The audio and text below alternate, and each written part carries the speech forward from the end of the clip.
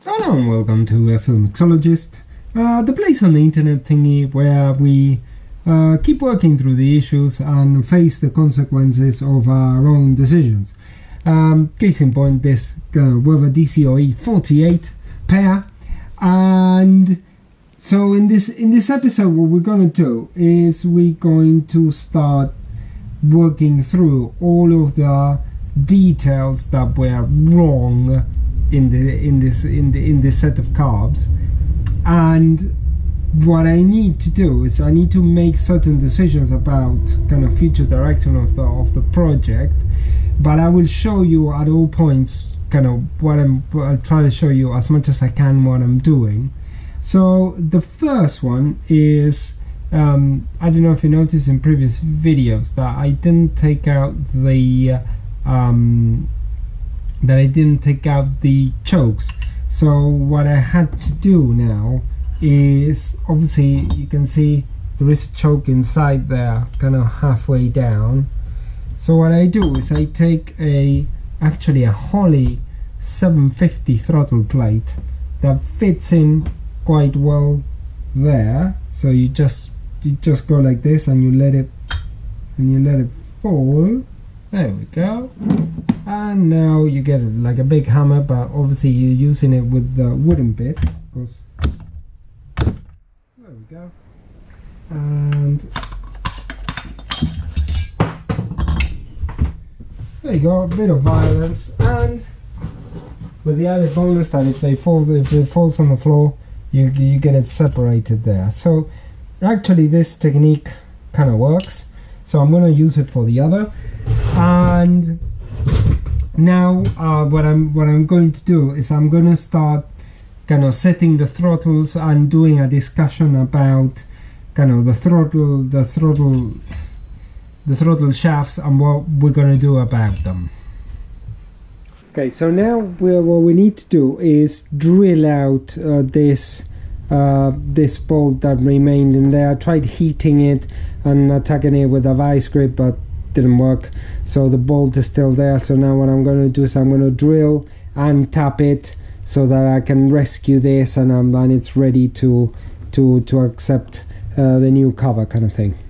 Okay, so you can see here I've managed to recreate a thread now on this screw, so that's good. So I've basically saved it. So now what I'm ready to do is I'm ready to either put the bottom cover or keep building the carb up. Obviously I wish I was further along at this stage, but anyway. So now let's concentrate on the shaft situation. Okay, so in this segment what I'm going to do is I'm going to try and give you the information that you're going to need about throttle shafts for Holley 48s, which they are quite different from other carbs. So let's have a look if we can get this right, and I've got a selection of shafts here, so I'm going to show you a little bit close up. Okay, so this is your standard Weber throttle shaft, and this is your like 40-45, and as you can see here, I know it's a 45. Why it's a 40? Because the 48 throttle plate doesn't fit in here. So therefore, that's well, what you see, this is by the way, this is a brand new throttle shaft for Weber DCOE 48. And this is this is the broken throttle shaft. Here we go. That's missing this this threaded bit that you can see there. Yeah, you can see it there. It's missing. So what's the difference between your standard Weber throttle shaft 40-45 and the 45? And let me see if you can see it there. Can you see there that there is a hole, and this hole is for the lever that actuates the accelerator pump, whilst a 48 shaft does not come with the hole pre-drilled. Okay, so you need to drill your own hole on the Weber 48. And not only that, but there are two models of Weber 48 shafts. So you've got this one, which is the Italian one, and this one, which is the Spanish style one. So what are the differences? As you can see in this one, the throttle screw, if you want, goes here in this recess, whilst the Spanish ones, the throttle screw goes on top here like so.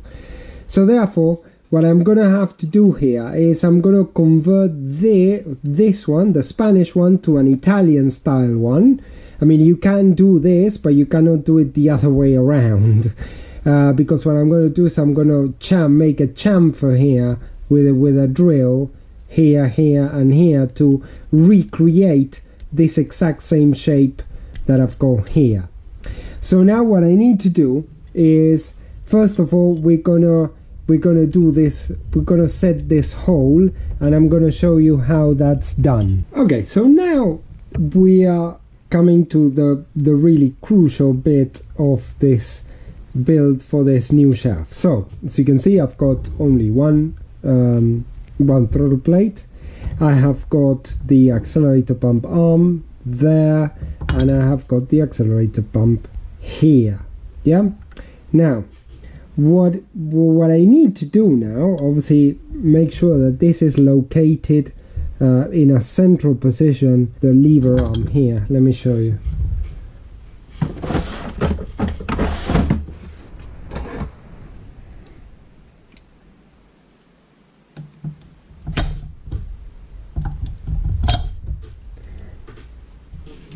So basically what you need to do is align this arm that you see over there.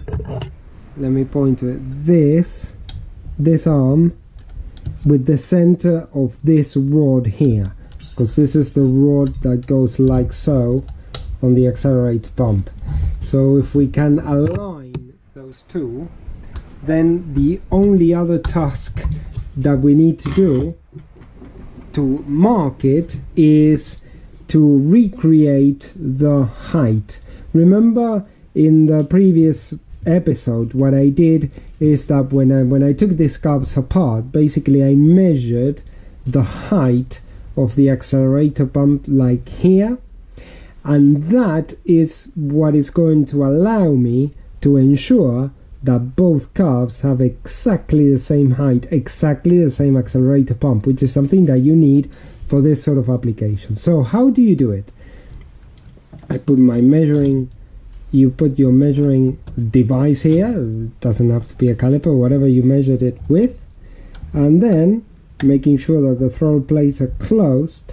What you need to do is, and obviously you need to make sure, I mean ideally you need like 5 hands to do this. There we go. You see, so here is the exact location where I need to drill the hole in order for this throttle plate to be exactly the same as the other one. Why? Because I know this is going to actuate the accelerator pump in the exact same mechanism, and this is the correct way to set them up so that they are both the same. So now what I need to do is I need to drill a hole right there so that this can be securely fixed.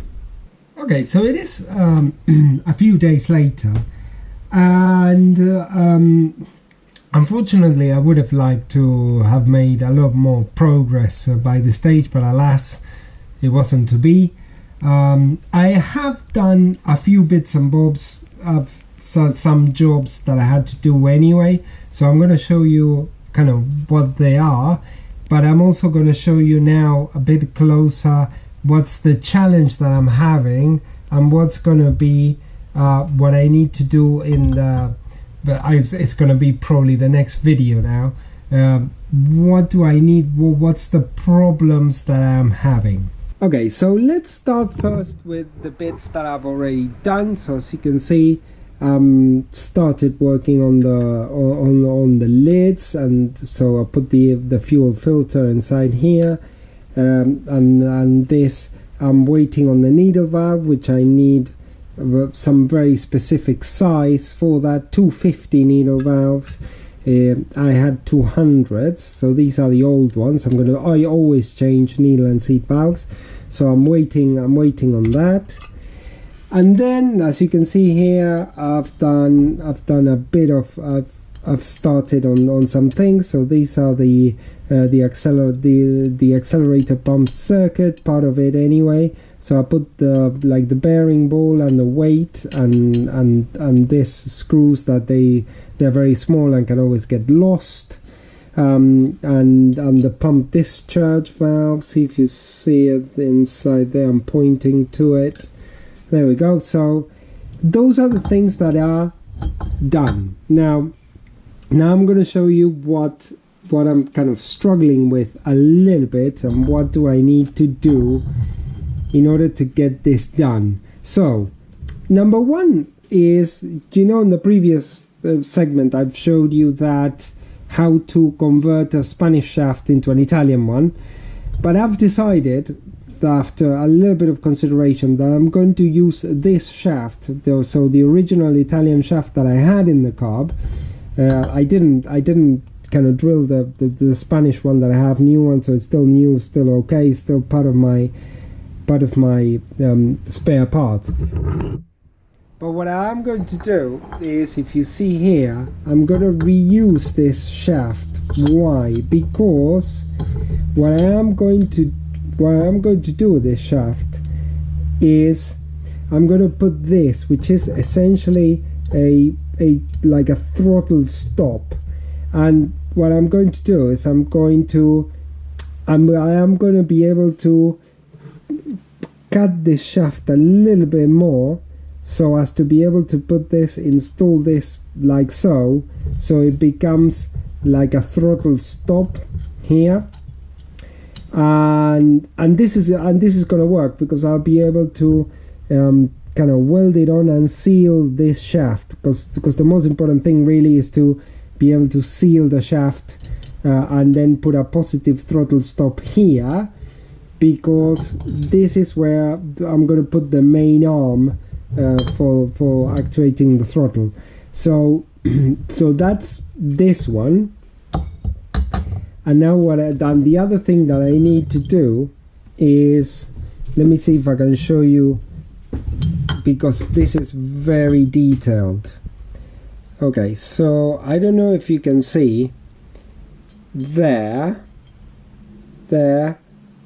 So basically there is a ridge between here and here and here. So the way that this carb is sealed is it has like a PTFE bushing, Teflon bushing, and a nylon bushing that goes on top here.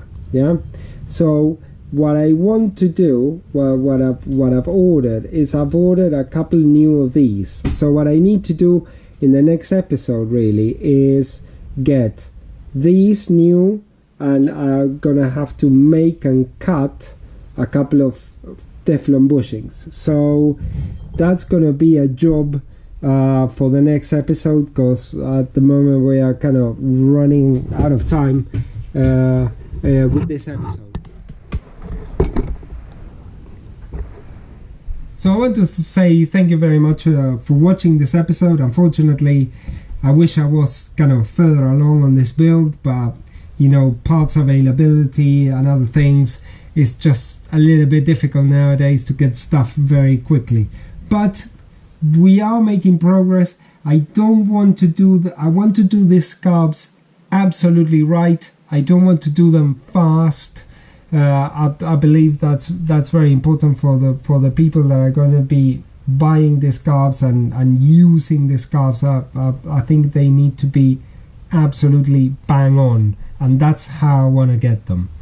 So I want to say thank you very much for watching this episode, and if you've got any questions or comments, just put it down in the comments, and I'll see you in the next episode. Hopefully we're gonna get these units buttoned up and dialed in, ready to go.